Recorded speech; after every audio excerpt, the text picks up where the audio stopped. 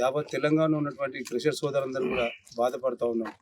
ఏంది అసలు మేము వ్యాపారం చేస్తూ ఉన్నామా, మేము ఏం చేస్తూ ఉన్నాం, మాకు ఈ శిక్ష ఏంది, మా కుటుంబం ఏమైపోవాలా? ఈరోజు ప్రభుత్వానికి డబ్బులు కావాలంటే ఈ రకంగా వేధింపులు చేస్తే తన మీద 74 కోట్ల రూపాయల పెనాల్టీ వేస్తే ఆ పెనాల్టీ వేసినప్పుడు నిద్రపోక పొద్దున్న లేసి మాకు ఫోన్ చేసి ఏం చేద్దామంటే ఎక్కడ కూడా మేము తిరుగుతుంటే ఆఫీసర్ పొందుతుంటే ఏ ఆఫీసర్ పట్టించుకోక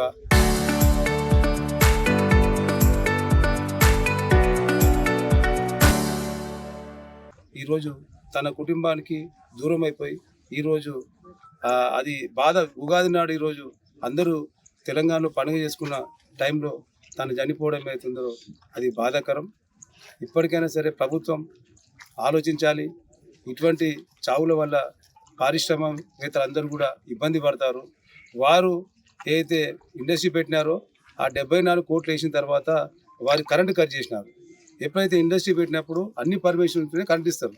కావాలని కక్ష సాధ్యం డబ్బులు కడతావా లేకపోతే కరెంటు కట్ చేస్తా అన్నందుకు గత నెల 15 రోజుల నుంచి వారు చీకట్లో వాళ్ళ ఇల్లు ఆడనే ఆ ఇంటికాడ ఉండలేక వాళ్ళ భార్య పిల్లలు చీకట్లో అంధకారం గడుపుతా ఉన్నారు. ఆడ 100 మంది ఉపాధి పొందేవాళ్ళు. ఆ ఉపాధి పొందే వాళ్ళకు కూడా వాళ్ళకు ఉద్యోగాలు వాళ్ళకి పోయినాయి. అదే రకంగా వాళ్ళకి జీతాలు ఇవ్వలేక వాళ్ళు ఈరోజు వాళ్ళు ఎవరైతే పోయిన వాళ్ళు ఉన్నారో వాళ్ళు కూడా బాధపడుతూ ఉన్నారు. శ్రీనివాసరెడ్డి దగ్గర 10-15 సంవత్సరాల నుంచి పనిచేసే వాళ్ళు ఈరోజు రోడ్డు మీద పడ్డారు. కాబట్టి ఈరోజు అయితే ఎలక్ట్రిసిటీ డిపార్ట్మెంట్ కరెంట్ కట్ చేసినారో వారి మీద కఠిన చర్య తీసుకోవాలని చెప్పి మేము డిమాండ్ చేస్తూ ఉన్నాం.